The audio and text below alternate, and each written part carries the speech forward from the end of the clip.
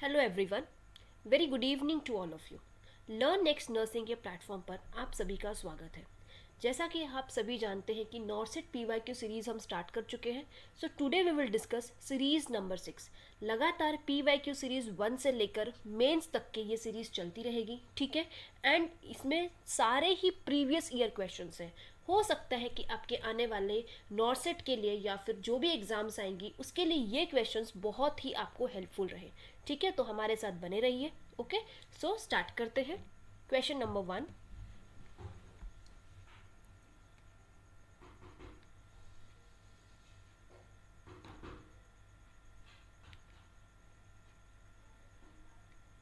Okay, क्या पूछा गया है देखिए। The responsibility of taking a 47-year-old female client vital sign who was diagnosed with right breast cancer post mastectomy has been assigned to the newly graduated nurse। ठीक है, एक newly graduated nurse है, एक ट्रेनी नर्स है जिसको एक patient दिया है, 47 ईयर की फीमेल है, ठीक है। एंड उसके वाइटल साइंस लेने के लिए आपने उस स्टाफ को भेजा है, ठीक है। Who was diagnosed with the right breast cancer, ठीक है। जो 47 ईयर की फीमेल है उसे राइट साइडेड ब्रेस्ट कैंसर है, जिसके लिए उसका सर्जिकल ट्रीटमेंट हुआ है पोस्ट मेस्टेक्टमी, ठीक है। देखिए, एक ट्रेनी नर्स है, न्यूली पास आउट नर्स है, जिसको आपने एक 47 ईयर की फीमेल जो है वो एज अ पेशेंट दी गई है। उस पेशेंट का डायग्नोसिस क्या है? राइट ब्रेस्ट कैंसर, जिसके लिए उसका पोस्ट मेस्टेक्टमी यानी कि मेस्टेक्टमी सर्जिकल ट्रीटमेंट हुआ है। और आपने उस पेशेंट के वाइटल साइंस लेने के लिए उसको भेजा हुआ है, ठीक है। देन क्या पूछा गया है? विच of the following vital science procedure should be considered. अगर वो स्टाफ उस पेशेंट के वाइटल साइंस लेने जाएगी तो कौन सा वाइटल साइन का ऐसा प्रोसीजर रहेगा जो कि सही रहेगा, ठीक है। सी ऑप्शंस क्या दिए हैं? Attaching pulse oximeter on the left index finger, attaching pulse oximeter on the right index finger, taking BP on the left arm and taking BP on the right arm, ठीक है। ब्रेस्ट कैंसर हुआ है, ठीक है, right breast cancer था जिसके लिए right mastectomy हुई है, ठीक है। तो वाइटल साइंस जब लेने जाएंगे तो कौन सी चीज़ का ध्यान हमको रखना है, ठीक है, ये आपसे क्वेश्चन में पूछा गया है। सी एक बात हमेशा याद रखना, अगर ब्रेस्ट कैंसर के लिए मेस्टेक्टमी हुआ है, ठीक है, ब्रेस्ट कैंसर के लिए सर्जिकल ट्रीटमेंट किया है मेस्टेक्टमी, ठीक है। पोस्ट मेस्टेक्टमी, ठीक है, जो इप्सीलेटरल आर्म होता है, ठीक है, इप्सीलेटरल आर्म या फिर जिसे हम कहते हैं same side arm, always contraindicated for BP and venipuncture. See breast cancer के लिए अगर सर्जिकल ट्रीटमेंट मेस्टेक्टमी किया हुआ है तो इप्सीलेटरल आर्म, इप्सीलेटरल आर्म मतलब क्या होता है? सेम साइड आर्म जो होता है, ठीक है। तो यहाँ पे कौन सा आर्म का ऑपरेशन किया गया है? कौन से साइड का ब्रेस्ट कैंसर का ऑपरेट हुआ है? दैट इज राइट साइडेड, ठीक है। सो राइट साइडेड जो ब्रेस्ट राइट साइडेड जो मेस्टेक्टमी रहेगा, ठीक है, तो राइट साइडेड जो मेस्टेक्टमी हुआ है वहाँ के हैंड में बीपी नहीं लेना है, ना ही आप वहाँ पे कैनलाइजेशन का प्रोसेस कर सकते हैं, ठीक है। ब्रेस्ट कैंसर के लिए अगर सर्जिकल ट्रीटमेंट मेस्टेक्टमी किया हुआ है, ठीक है, तो इप्सीलेटरल आर्म यानी कि सेम साइड आर्म पे it is always contraindicated for the BP taking and the venepuncture, ठीक है। सो यहाँ पे आपका करेक्ट आंसर क्या होगा? That is you are taking BP on the left arm, ठीक है। राइट आर्म पे आप बीपी नहीं लेंगे, ठीक है। So correct answer will be taking BP on the left arm, okay. Pulse oximeter का जो है यहाँ पे कोई रोल कॉल नहीं आता, यहाँ पे सिर्फ दो ही मेन चीज़ों के लिए मेन रोल कॉल आता है, that is BP and venepuncture. Clear everyone? Okay, so next question, ठीक है। The nurse is preparing to give a bed bath, ठीक है, बेड बाथ देने वाली है nurse to a client diagnosed with tuberculosis. Okay, एक पेशेंट है आपके पास जिसको कि ट्यूबरक्लोसिस हुआ है, ठीक है। अब नर्स को उसको बेड बाथ देना है, ठीक है। So which equipment should the nurse include when administering this procedure. अब नर्स जो है उसको बेड बाथ देगी ट्यूबरक्लोसिस वाले पेशेंट को, तो नर्स कौन से इक्विपमेंट्स उस टाइम पे एडमिनिस्टर करेगी, ठीक है, खुद के लिए कौन से इक्विपमेंट वो यूज करेगी at this time of procedure, ठीक है। Particulate respirator and protective eyewear, particulate respirator, gown and gloves, surgical mask and glove, या फिर surgical mask, gown and protective eyewear. कौन से इक्विपमेंट्स जो है वो नर्स यूज करेगी बेड बाथ देने के लिए, वो भी ट्यूबरक्लोसिस वाले पेशेंट को? यस, आंसर्स पुट कीजिए। यस। सी, टीबी कैसे स्प्रेड होता है? First of all, TB spread by droplet nuclei. अब इससे एक चीज तो क्लियर होती है कि मास्क तो लगेगा, ठीक है। अब टीबी क्या है? ड्रॉपलेट न्यूक्लाई से होता है, तो क्या सर्जिकल मास्क इनफ होगा? नो।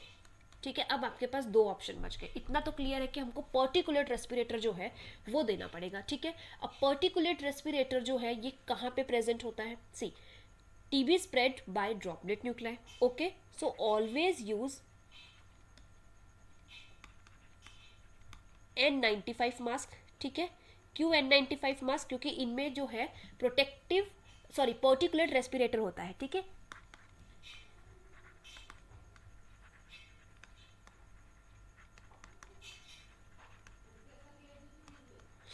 क्लियर? तो पर्टिकुलेट रेस्पिरेटर तो आप देंगे, तो अब वो बेड बाथ कर रही है, तो क्या आप प्रोटेक्टिव आयरवेयर देंगे या फिर गाउन और ग्लव्स का यूज करेंगे? सी, पेशेंट को वो बेड बाथ देने वाली है, ठीक है, मतलब पेशेंट के साथ वो डायरेक्टली कांटेक्ट में आने वाली है, तो यहाँ पे वो एक एडिशनली क्या कर रही है? कांटेक्ट प्रिकॉशन भी, तो वो किसके थ्रू कर पाएगी? Particulate respirator, gown and gloves, ठीक है। अगर यहाँ पे बेड बाथ की प्रोसीजर ना होती, कुछ और प्रोसीजर होती, तो आपका आंसर चेंज हो सकता था, ठीक है। बट यहाँ पे बेड बाथ दे रही है, तो पर्टिकुलर रेस्पिरेटर तो उसने टीबी से अपने आप को प्रिवेंट करने के लिए यूज किया। अब साथ ही वो उस पेशेंट के कांटेक्ट में आएगी, तो वो गाउन एंड ग्लव्स जो है वो यूज करेगी। वाई? एडिशनली कॉन्टेक्ट प्रिकॉशन जो है वो अपने आप में एड ऑन करेगी, ठीक है। सी, इसमें एक और चीज आप ये लिखिएगा, जो N95 होता है, ठीक है, it means what? 95% effective for 0.3 micrometer particle, ठीक है। और एक होता है HEPA. Yes, what are this HEPA? It is highly efficacy particulate air और फिल्टर, इसको हम कहते हैं, ठीक है। This is 99.7% effective for 0.3 micrometer particles. Clear? एक N95 होता है और एक होता है हेपा। हेपा वाले आपने देखे होंगे, बहुत बड़े बड़े से मास्क जो है कोविड के टाइम पे पहने गए थे, specially by the doctors who was performing surgeries, ठीक है। क्लियर है? ओके, क्वेश्चन नंबर थर्ड क्या पूछा गया है? See, the client is getting ready for a thoracentesis, ठीक है। Thoracentesis, pleural tapping, needle decompression, ठीक है, नीडल थोरैकोस्टोमी, ये सारा जो है एक ही प्रोसीजर है। थोरैकोसेंटेसिस के ही ये बहुत सारे नाम है। Which position should the client be placed in for the procedure? Thoracentesis आप परफॉर्म करने वाले हैं पेशेंट के ऊपर, ठीक है, तो कौन सी पोजीशन उसको दी जाएगी पेशेंट को? Lie on the affected side, जो अफेक्टेड साइड है पेशेंट का पार्ट, वहां पे आप उसको पोजीशन देंगे। Lie on the unaffected side, unaffected side पे उसको सोने के लिए कहेंगे। प्रोन पोजीशन देंगे with head turn to the side with a pillow supporting the head, ठीक है। हेड जो है वो एक साइड में टर्न कर देंगे और पिलो को बोलेंगे कि सब पिलो देंगे ताकि हेड को सपोर्ट कर सके, या फिर सिम्स पोजीशन देंगे with head flat on the bed. Yes, see, Sims position नहीं देंगे, ठीक है। देन जो prone with the head turn to the side with the pillow, ये भी नहीं देंगे। और अफेक्टेड साइड पे ही अगर आपने पेशेंट को लाई करने के लिए कहा, सोने के लिए कहा, तो आप how you will do the procedure? आप अफेक्टेड साइड के लिए तो प्रोसीजर करने वाले हैं ना थोरासेंटेसिस के लिए, so your correct answer will be lie on the unaffected side, ठीक है, with head elevated, with head elevated up to 30 degree to 45 degree, ठीक है। ये जो है आपका करेक्ट आंसर होगा, ठीक है, लाई ऑन अनअफेक्टेड साइड, तभी तो आप थोरैकोसेंटेसिस कर सकेंगे, ठीक है। Write down the names of थोरैकोसेंटेसिस।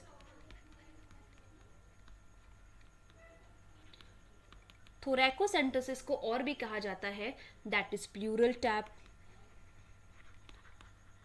ठीक है, नीडल डीकम्प्रेशन। अगर दूसरे नाम से आ गया और सेम क्वेश्चन पूछ लिया तो घबराना नहीं है, this all the things are same only, ठीक है। एक होता है नीडल थोरैकोस्टमी, ठीक है, और ये थोरैसेंटोसिस का प्रोसीजर क्यों किया जाता है?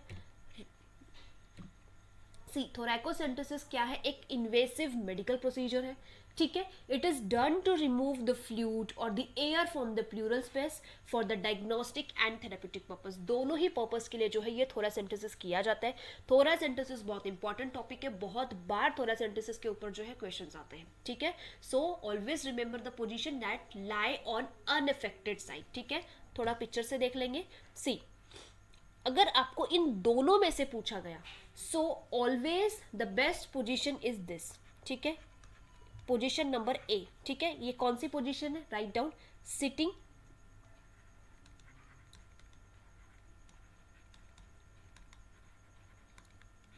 Sitting upright position and head lean forward, lean forward on cardiac table. This is the best position, ठीक है, थोरैसेंटोसिस के लिए this is the best position. Second जो अभी आपको ऑप्शन में पूछा गया था कि अनअफेक्टेड साइड पे जो है, अनअफेक्टेड साइड पे जो आप उनको लेटने के लिए कहेंगे और अफेक्टेड साइड जो है वो एक्सपोज रहेगा ताकि आप जो है प्रोसीजर उस पेशेंट के लिए कर सके। क्लियर, ठीक है, okay. Next question, the nurse is reviewing, excuse me, the nurse is reviewing with a client how to collect a clean catch urine specimen, ठीक है। आपको एक पेशेंट का क्लीन कैच यूरिन स्पेसिमिन लेना है, ठीक है, यूरिन सैंपल कलेक्ट करना है। विच sequence is the appropriate teaching, ठीक है। सो वॉइड अ लिटिल, एक मिनट, आप एक पेशेंट को बता रहे हैं एज अ नर्स, ठीक है, कि हमको क्लीन कैच यूरिन स्पेसिमिन जो है वो चाहिए, तो आप उसको कैसी हेल्थ टीचिंग देंगे? क्या बताएंगे आप पेशेंट को कि किस तरीके से आपको एक क्लीन कैच यूरिन सैंपल को जो है कलेक्ट करना है, ठीक है। That they had asked you कि आप कौन से सीक्वेंस में जो है पेशेंट को एजुकेट करेंगे। First is void a little, सबसे पहले थोड़ा सा यूरिन पास कर लीजिए, मीटर्स को क्लीन कर लीजिए, देन जो है आप स्पेसिमिन कलेक्ट कीजिए, ठीक है। सेकेंड है क्लीन द मीटर्स, ठीक है, then begin the voiding, then catch the urine stream. पहले मीटर्स को क्लीन कर लीजिए, देन वॉइडिंग कीजिए, मतलब यूरिन थोड़ा सा पास कीजिए और जो बीच का जो मिडल यूरिन रहेगा वो आप जो है कलेक्ट कर लीजिए। थर्ड है क्लीन द मीटर्स, मीटर्स को क्लीन कर लीजिए, देन डायरेक्टली उस जो कंटेनर आपको दिया जिसमें आपको सैंपल कलेक्ट करना है उसमें यूरिन पास कर दीजिए, ठीक है। And fourth is void continuously, बस ये जो यूरिन कंटेनर दिया है उसमें पहले आप कंटिन्यूसली वॉइड कीजिए, ठीक है, यूरिन पास ऑन कीजिए एंड देन थोड़ा सा जो यूरिन है उसमें से आप कलेक्ट कर लीजिए, ठीक है। Yes, what will be the correct sequence of collecting a clean catch urine sample? See, always collect midstream urine, always collect midstream urine, ठीक है। एक और चीज बात होती है, हमेशा जो है सबसे पहले क्लीनिंग की जाएगी, ठीक है, क्योंकि जो आपका एरिया है, ठीक है, वो कभी भी ना सॉइल रहता है, वहाँ कुछ ना कुछ बैक्टीरियाज, कुछ ना कुछ ऑर्गेनिजम्स रहते हैं। अगर वो यूरिन सैंपल में आ गए तो ऑब्वियसली दे विल शो अ पस सेल्स, मैनी पस सेल्स, ठीक है। इसीलिए हमेशा मीटर्स को जो है सबसे पहले क्लीन करना है। तो देखिए, void a little then clean the meatus, no, सबसे पहले you have to clean the meatus, ठीक है। अब void continuously and catch some of the urine, नहीं, ये दो ऑप्शंस तो आपके वैसे ही गलत हो जाते हैं, ठीक है। अब दो बचते हैं, सबसे पहले आप मीटर्स को क्लीन करेंगे और फिर वॉइडिंग करेंगे, ठीक है, यूरिन करना स्टार्ट करेंगे और बीच में से जो है आप यूरिन कलेक्ट कर लेंगे, ठीक है। या फिर आप मीटर्स को क्लीन करेंगे और डायरेक्टली उस कंटेनर में जो है यूरिनेट करेंगे। सी, कभी भी मीटर्स को क्लीन करने के बाद डायरेक्टली आप उस कंटेनर में जो है यूरिन नहीं करेंगे, ठीक है। स्टार्टिंग का जो यूरिन है उसको थोड़ा सा जाने देना है, बीच में जो मिड स्ट्रीम यूरिन रहेगा that you need to collect, ठीक है। सो यहाँ पे करेक्ट आंसर क्या रहेगा? Clean the meatus, begin the voiding and then catch the urine stream, ठीक है, so option number B will be your correct answer, this is the correct sequence. Okay, ठीक है, next question. The physician orders a urine culture and sensitivity for a 36-year-old patient with an indwelling Foley's catheter। एक 36 year की patient है आपके पास, ठीक है, doctor ने कहा है कि आपको यूरिन कल्चर एंड सेंसिटिविटी का सैंपल भेजना है और उस पेशेंट को इनड्वेलिंग Foley's कैथेटर प्रेजेंट है, ठीक है। So which of the following action by the nurse is the best. Previous question में क्या देखा, clean catch urine specimen collect करना था, ठीक है। अब क्या है कि ऑलरेडी Foley's कैथेटर लगा हुआ है, ठीक है, एंड कल्चर सेंसिटिविटी के लिए आपको यूरिन सैंपल भेजना है, ठीक है। सो फॉलोइंग ये जो आपको ऑप्शंस दिए हैं उसमें से सबसे बेस्ट ऑप्शन कौन सा होगा, ठीक है, what will be the best action by the nurse, ठीक है। Option number 1 is the nurse clamps the catheter tubing below the level of the port for 1 hour, ठीक है। समझिए, ये पेशेंट है, ओके, तो यहां पे जो है, यहां से ये कैथेटर है, ठीक है, यहां से ट्यूबिंग और ये जो है बैग है, ओके। वो क्या कह रहे हैं फर्स्ट पॉइंट में, दैट यहां पे आप ना क्लैम्प कर देंगे,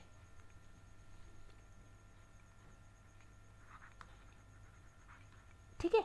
जो पोर्ट है, जो कनेक्टिंग पोर्ट है यूरिन बैग का और Foley's कैथेटर का, उसके जस्ट बिलो जहाँ पे वो कनेक्ट हो रहा है उसके जस्ट बिलो जो है 1 आवर के लिए आप उस पोर्ट को जो है क्लैम्प कर देंगे, ठीक है। The nurse clamps the catheter tubing below the level of the port. जो पोर्ट यहाँ पे प्रेजेंट है उसके जस्ट नीचे जो है 1 आवर के लिए आप उस ट्यूबिंग को क्लैम्प कर देंगे, ठीक है। Second is the nurse removes 20 ml from the catheter bag and place in a sterile container, ठीक है, excuse me।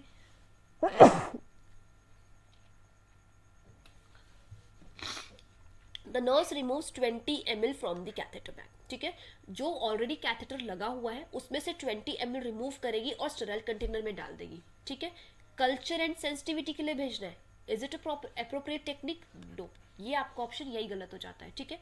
Third option is the nurse separates the catheter from the tubing, ठीक है, catheter को tubing से separate out कर देगी और 30 ml of urine को वो डायरेक्टली स्टेराइल कप में ड्रेन होने के लिए छोड़ देगी, ठीक है। इज इट पॉसिबल, अगर आपने डिस्कनेक्ट किया तो क्या आपको कंफर्मली पता है कि 30 ml यूरिन आ जाएगा, नो, ठीक है, it is also not possible.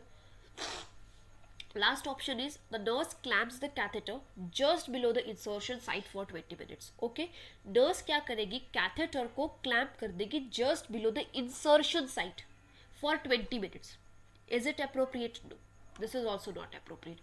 देखो क्या होगा ना, जो nurse है वो clamp करेगी कैथेटर ट्यूबिंग को below the level of the port, उस पोर्ट के बिलो द लेवल, ठीक है, तभी जो है वो एक कल्चर एंड सेंसिटिविटी के लिए एक स्टेराइल सैंपल जो है वो Foley's कैथेटर से ले सकेगी। How, I will explain you all. सी,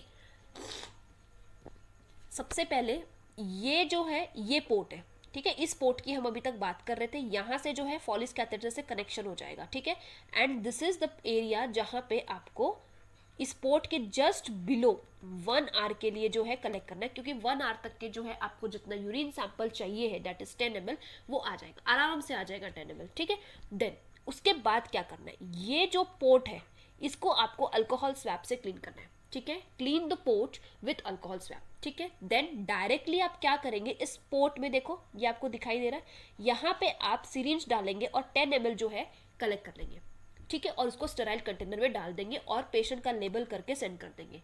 एक और तरीका होता है कि अगर यहाँ पे डायरेक्टली वेल्व प्रेजेंट है, अगेन अल्कोहल स्वैप से इस वेल्व को थोड़ा सा क्लीन करेंगे और डायरेक्टली स्टेराइल कंटेनर में जो है आप सैंपल कलेक्ट करेंगे। This is also the correcting अगर वेल्व प्रेजेंट है, और अगर पोर्ट प्रेजेंट है तो सबसे पहले क्या करेंगे, उस पोर्ट के पहले जस्ट बिलो जो पोर्ट प्रेजेंट है उसके जस्ट बिलो 1 आवर के लिए आप उसको क्लैम्प कर देंगे, ठीक है। देन अल्कोहल स्वैप से उस पोर्ट को क्लीन करेंगे, फिर जो है सिरिंज लेके आप 10 ml जो है सैंपल आप विड्रॉ कर लेंगे, ठीक है। और हाँ, एक और चीज़, क्लीन करने के पहले ही, सॉरी मैं बताना भूल गई आप लोगों को, फर्स्ट आप जो पोर्ट है उसके जस्ट पहले 1 आवर के लिए क्लैम्प कर देंगे, ठीक है। क्लैम्प करने के बाद जब आपको पता है कि 1 आवर होने को आ गया है, first you will put on the gloves, ठीक है, स्टेराइल ग्लव्स भी पहन सकते हैं, नॉन स्टेराइल ग्लव्स भी पहन सकते हैं, ठीक है, but you have to put on the gloves. Once you had put on the gloves, you have to take the hand rub. After taking hand rub, you have to clean that port with the help of alcohol swab. Once you had cleaned with the help of alcohol swab, you take a syringe, whether it is of 10 ml, ठीक है, usually it will be good if you will take 1 ml, sorry 10 ml. In 10 ml you need to withdraw the sample of 10 ml, ठीक है, then you directly put into the container and label that and send to the lab. Okay, if your port has valve, again the same thing, you have to put on the gloves, ठीक है, after the, see what you had did clamping. After the clamping of the just below the port, ठीक है, आप उस valve को भी पहले gloves पहनेंगे, देन उसको क्लीन करेंगे. After cleaning of that valve, directly आप स्टेराइल कंटेनर में जो है यूरिन सैंपल कलेक्ट कर लेंगे and you will label the patients name, ठीक है, पेशेंट का स्टिकर लेबल अप करेंगे और लैब में जो है भेज देंगे. क्लियर कैसे सैंपल कलेक्ट करना है, specially for the culture and sensitivity. Okay, से यूरिन स्पेसिमेन में बहुत बार क्वेश्चंस आते हैं. This is a very important topic, ठीक है. ओके, नेक्स्ट क्वेश्चन, ठीक है. A physician orders 3000 ml of 5% dextrose in a water, ठीक है, to infuse over a 24 hour period. 3000 3 litre 5% dextrose जो है 24 आवर पीरियड में देना है, ठीक है. The drop factor is 10 drops per 1 ml, ठीक है, ड्रॉप फैक्टर दे दिया, that is 10 drops. A nurse sets the flow rate at how many drops per minute. आपको ड्रॉप्स पर मिनट जो है पेशेंट का निकालना है, ठीक है, कि कितने ड्रॉप्स पर मिनट पे जो नर्स है उस फ्लो रेट को सेट आउट करेगी, ठीक है. See first of all total fluid कितना देना है, इट इज 3000 ml, ठीक है. टोटल टाइम, अब हमको ड्रॉप्स पर मिनट निकालना है. टोटल कितना दिया 24 आवर इंटू 60 अगर आप करोगे तो इट विल बी 1440 मिनट्स, ठीक है. अब ड्रॉप फैक्टर कितना दिया है आपको, इट इज 10 ड्रॉप्स, ठीक है. और आपको क्या निकालना है, ड्रॉप्स पर मिनट. सी अब देखो, total fluid divided by total time in minutes into में 10 ड्रॉप्स. अब अगर आप इसको कैलकुलेट करोगे तो आपका जो करेक्ट आंसर आएगा वो आएगा अप्रॉक्सीमेटली 20/80, ठीक है, that is 21 drops per minute, ठीक है. क्या फॉर्मूला लगाया हमने, total fluid in ml divided by total time in minutes into drop factor, then you will get the drops per minute. Clear? So here your answer will be 21 drops per minute. Write down the formula.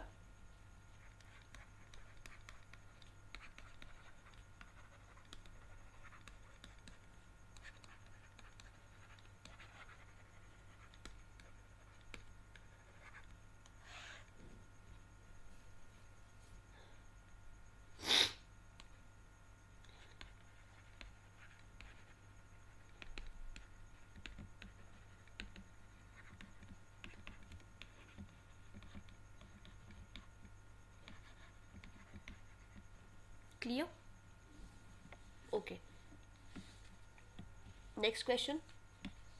A client who had an application of a right arm cast complains of pain at the wrist when the arm is passively moved. एक patient है जिसको कि right arm पे right hand पे जो है cast बना हुआ है, ठीक है, प्लास्टर कास्ट बना हुआ है. अब वो कह रहा है कि मुझे पेन हो रहा है, ठीक है, कहाँ पे, रिस्ट लेवल पे.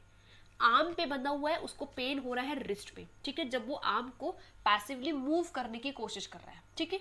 The nurse should take which action first.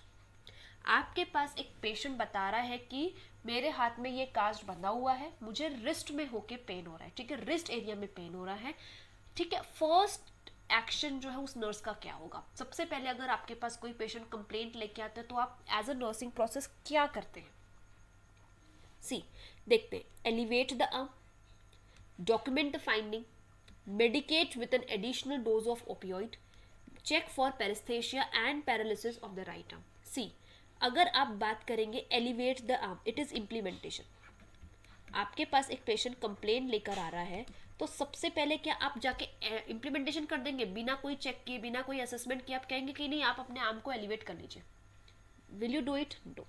हम कभी भी सबसे पहले इम्प्लीमेंटेशन नहीं करते. Our nursing process always start from assessment, ठीक है, ठीक है.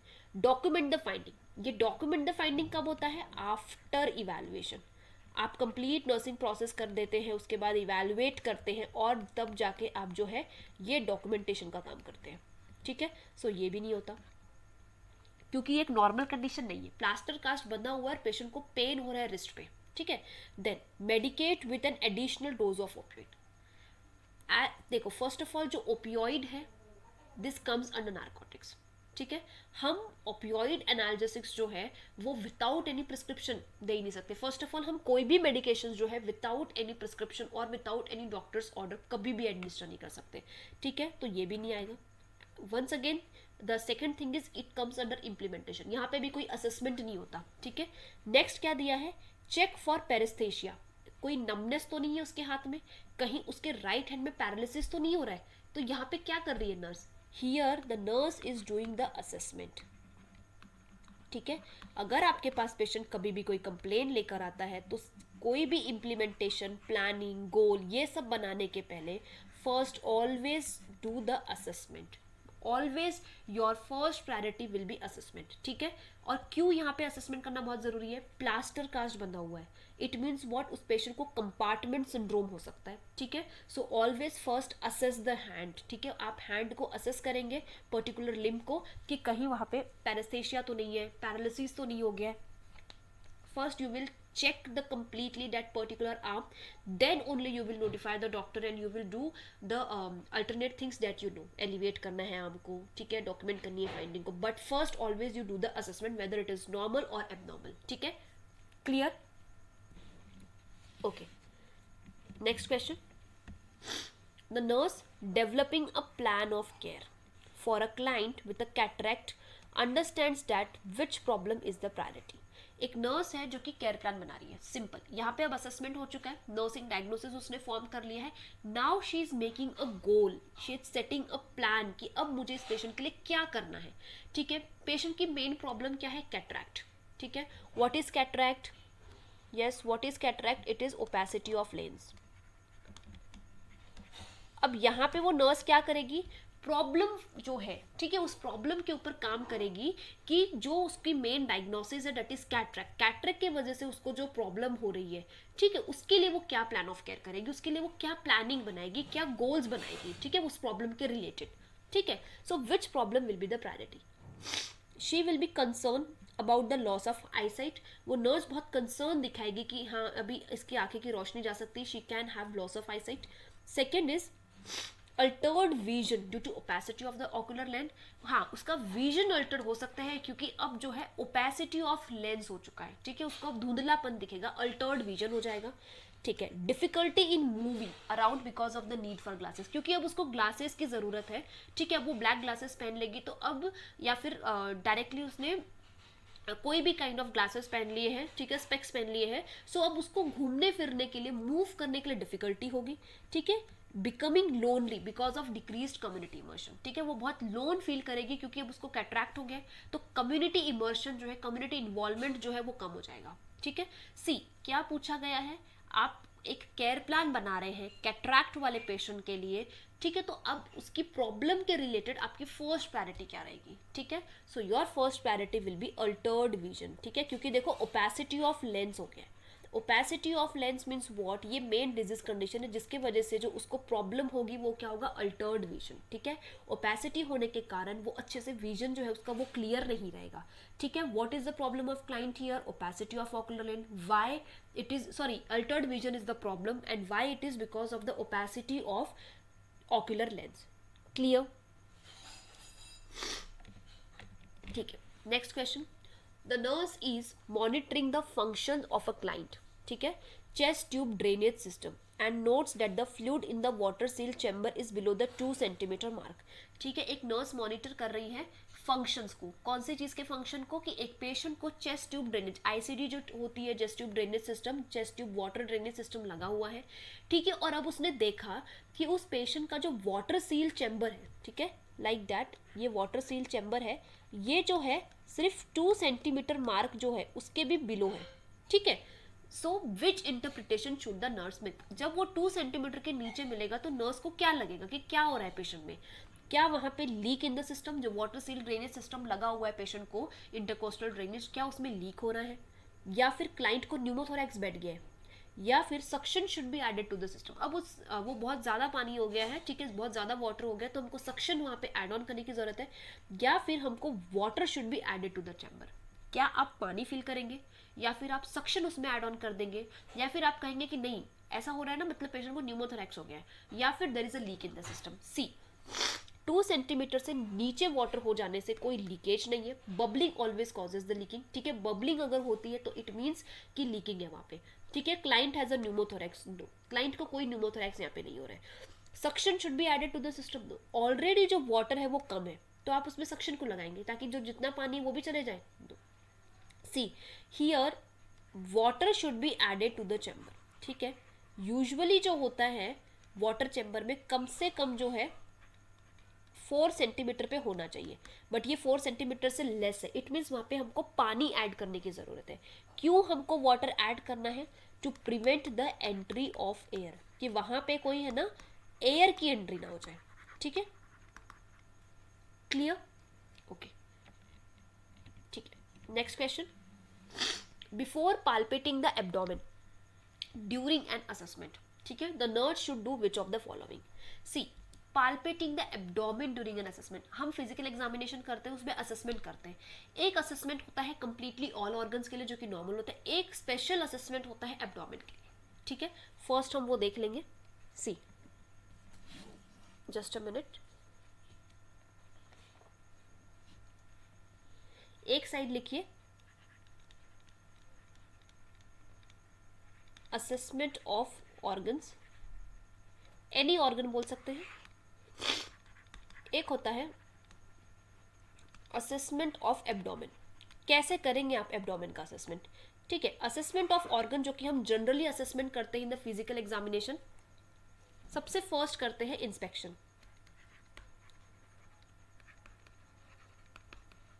ठीक है। इंस्पेक्शन के बाद क्या किया जाता है? पाल्पेशन। उसके बाद आप क्या करते हैं? परकशन, एंड लास्ट में हम करते हैं ऑस्कल्टेशन, ठीक है। ये हो गया नॉर्मली अगर हमको किसी भी ऑर्गन का असेसमेंट करना है, बट अगर आपको असेसमेंट करना है एब्डोमेन का, so first what you will do, yes, inspection, inspection सबसे पहले करेंगे। Second what you will do auscultation. क्यों ऑस्कल्टेशन सेकेंड ही मोमेंट पे कर लेंगे? क्योंकि हमको बॉवल साउंड्स को चेक करना है कि वो है कि नहीं। अगर हमने पाल्पेशन या परकशन पहले कर दिया तो हमको बॉवल साउंड्स मिस हो जाएंगे, ठीक है, बॉवल साउंड्स है नहीं है हम नहीं आइडेंटिफाई कर पाएंगे, इसीलिए auscultation excuse me, first you will do inspection, second you will do auscultation, and third you will do the percussion, ठीक है, ये भी बॉवल साउंड के लिए, एंड लास्ट कहीं एयर तो प्रेजेंट नहीं है, ठीक है, and next is palpation, last में जो है आप यहाँ पे पाल्पेशन करेंगे, क्योंकि अगर आपने इंस्पेक्शन के बाद ही पाल्पेशन कर दिया तो बॉवल साउंड्स जो है वो अल्टर्न हो जाएंगे, you will not be able to identify और हर्ड कि बॉवल साउंड्स प्रेजेंट है कि नहीं, you will not be able to hear the clear sounds, ठीक है। सो अब आप ऑप्शंस देखते, elevate the client's head, head जो है क्लाइंट का उसको एलिवेट कर देंगे, पुट ऑन करेंगे, स्टेराइल ग्लव्स पहन के ही असेसमेंट करेंगे, बॉवल साउंड को ऑस्कल्टेट करेंगे, या फिर उसके पहले ही आप परकस कर लेंगे, ठीक है, all the 4 quadrants. Yes, what you will do,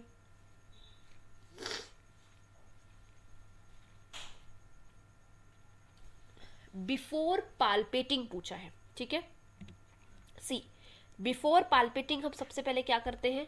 percussion. Palpate करने के पहले हम एब्डोमेन में क्या करेंगे? परकशन। सो क्या हो जाएगा? परकस ऑल द 4 क्वाड्रेंट्स, ठीक है। अगर आपसे पूछते हैं before palpating the abdomen during an assessment the nurse should do which of the following, that is percuss all 4 the quadrant, percussion करना है चारों क्वाड्रेंट का, then only you will go for the palpation, clear, okay. Next question, 20 minutes after administering a pain medication to the client, 20 minutes, ठीक है, वो patient है जो बोल रहा था मुझे पेन हो रहा है, 20 मिनट बाद, और आपने उसको एक पेन मेडिकेशन दे दिया, 20 मिनट बाद जो है पेन मेडिकेशन देने के बाद the nurse returns to ask if the client's level of pain has decreased, ठीक है। देखो सबसे पहली बात, पेशेंट ने बोला मुझे पेन हो रहा है, आपने पेन का मेडिकेशन दे दिया। पेन मेडिसिन देने के 20 मिनट्स बाद, 20 मिनट बाद आप उस पेशेंट के पास जाते हो और कहते हैं कि अब आपका पेन कैसा है, क्या आपका पेन कम हो गया है? क्या कर रही है नर्स? शी इज इवेलुएटिंग, जो उसने इम्प्लीमेंटेशन किया था वो अब उसको इवेलुएट कर रही है, ठीक है। The nurse is engaging in which phase of the nursing process? आपको नर्सिंग प्रोसेस का फेज पूछा है। नर्सिंग प्रोसेस का फेज क्या होता है? स्टार्ट कहाँ से होता है? असेसमेंट। असेसमेंट के बाद क्या किया जाता है? डायग्नोसिस।